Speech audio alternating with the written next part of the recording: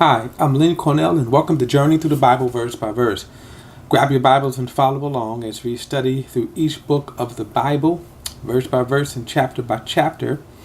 Keep in mind, I'm using the Holman Christian Standard Bible, so if you're reading from a different Bible translation, the read will be different, but the message will be the same. We're going to continue in our study through the Gospel of Matthew, and we are in chapter 2, verse 1. After Jesus was born in Bethlehem of Judea, in the days of King Herod, wise men from the east arrived unexpectedly in Jerusalem, saying, "Where is he who was born King of the Jews?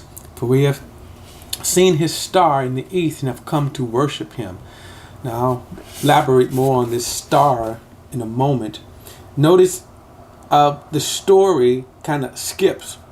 Matthew focuses on not the events of the birth of Jesus. Luke would do that. So when we get to the Gospel of Luke, we get, as I said before, we get more details with that. But what happens is that you see that Jesus is born, and actually they're living, in Bethlehem. The wise men show up. Now the wise men, and during this time, you would have these men who were called wise men. They were men of wisdom, not like the Greek philosophers, but they were thinkers. They would sit around and they philosophize, and actually their wisdom, they were people that had great wisdom about them. Now it is interesting that they were led by a star to Jerusalem, and when they show up in Jerusalem, and by the way, it was a large group. They traveled in large caravans. And so when they showed up, they show up saying, "Where is the King of Jews? The King of the Jews. We've seen his star. He's born." And so now all of a sudden everybody's kind of like, it's an attention getter. It got their attention. It grabbed the attention of Herod, especially Herod. Verse 3. When King Herod heard this, he was deeply troubled, and all of Jerusalem with him. So he assembled all the chief priests and scribes of the people and asked them, where the Messiah would be born. In Bethlehem of Judea, they told him, because this was written by the prophets. "And thou, Bethlehem, in the land of Judea, are by no means the least among the leaders of Judea, because out of you will come a leader who will shepherd my people Israel." Now, kind of interesting. Notice who is telling Herod this. It is the scribes. Of course, the scribes and the Pharisees will become Jesus' most hated and arch enemies.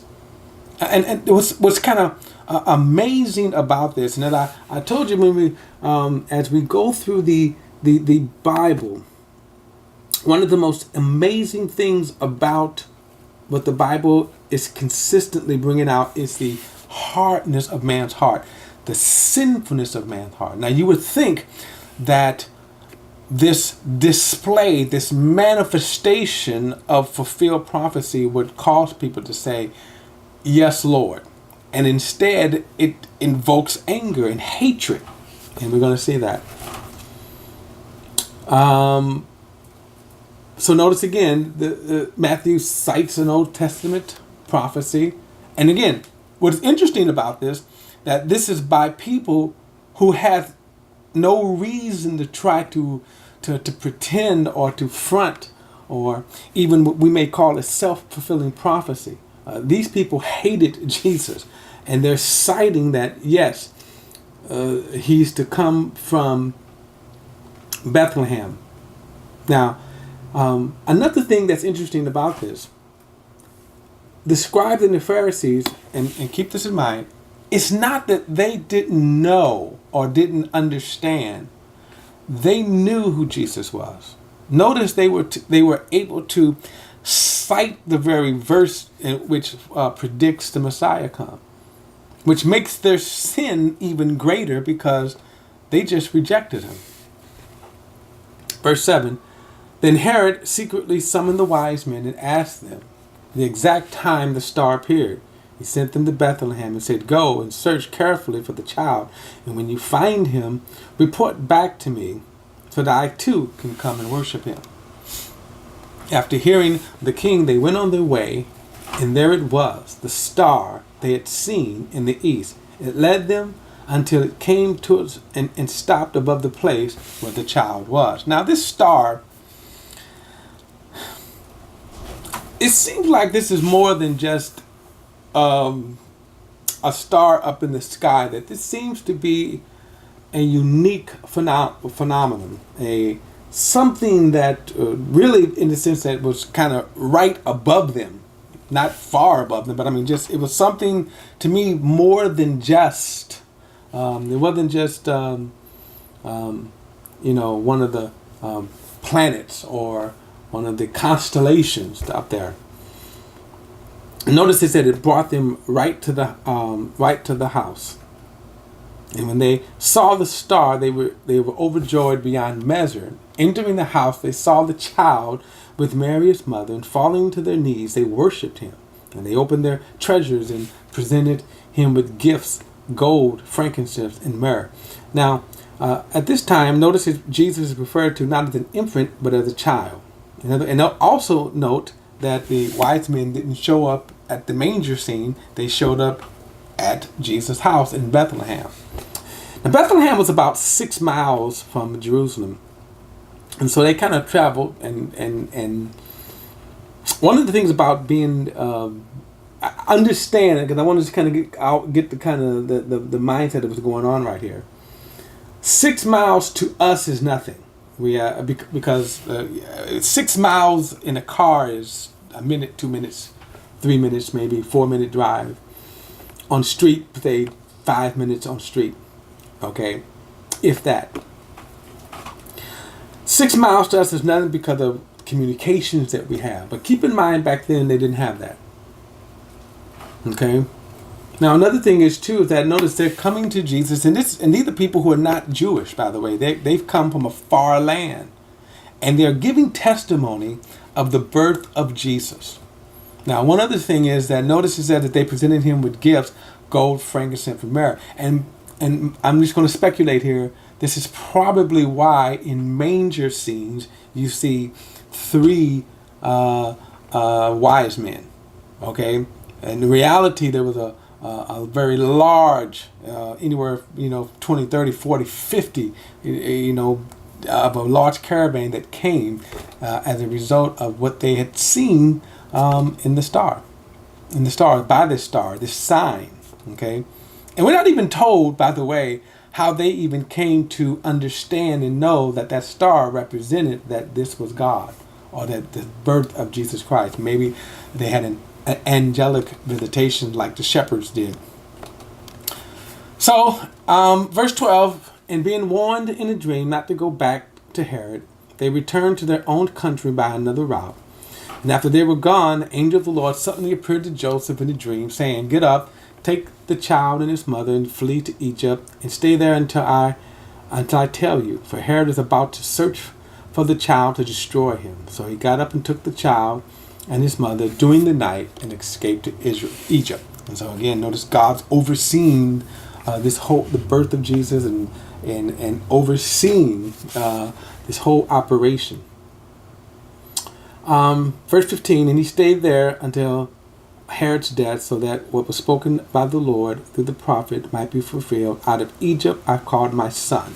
Then Herod, when he saw that he had been outwitted by the wise men, flew into a rage, and he gave orders to massacre all the male children in and around Bethlehem who were 2 years old and under, in keeping with the time he had learned from the wise men. So that's why we see that Jesus was about 2 years old when the wise men showed up.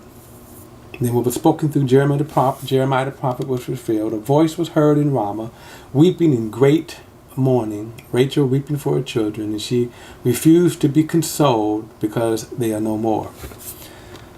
Now, again, it's kind of interesting throughout Israel's history that they had to endure these kind of holocausts.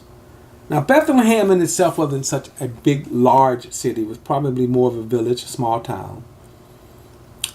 But it was still kind of horrendous to think that you would see that the soldiers would come through and just murder the people. Which is interesting because Herod is trying to preserve his kingdom. And which we're going to see, he's not going to even live that much longer in all of his endeavors. In other words, his endeavor to preserve his kingdom. Okay, he's going to die anyway. And that's, again, the hardness of men's heart.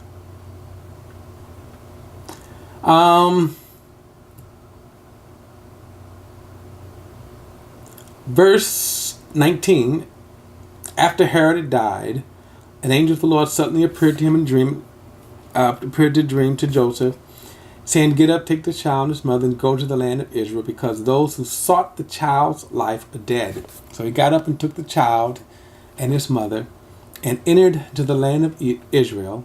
But when he had heard that Archelaus was ruling in Judea in place of his father Herod, he was afraid to go there. And being warned in a dream, he withdrew to the region of Galilee. Then he went and settled in a town called Nazareth, to fulfill what was spoken through the prophet. He should be called, that he will be called a Nazarene. Now, a couple of things here. Again, notice Herod died, so all of his endeavor that he even if he would have succeeded in to kill off Jesus, which is amazing because he believed the prophecies.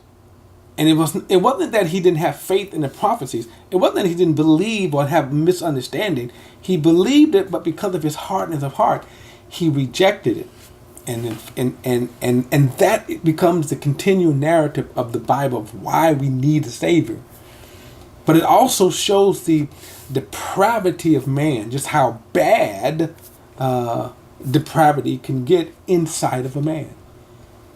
Even if he was successful, he still would have died. And that's the sad thing about it. Now, as Joseph returns back to Israel, and you may think, well, it's a relief that this evil man is dead. When he finds out his son is ruling, he says his son is just as bad as his father. Which is interesting because remember, when they're living in Bethlehem, so they're living about 6 miles from Jerusalem, but Joseph is so concerned about the son that he really relocates his family to the northern part of Israel. Jerusalem was in the southern part of Israel, and so he moves all the way up Galilee, all the way up to the northern part, and he settles in Nazareth.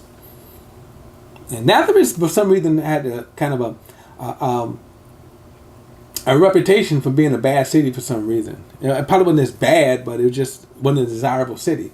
But that's where Joseph settles, and then it says, and then he would be called a Nazarene. Okay, and so Jesus grows up now in the city of Nazareth, and he's called a Nazarene.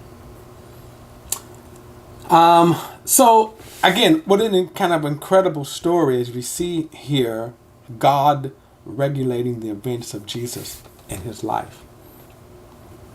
So, all right, we're going to pick it up in chapter 3 next time. I'll see you then.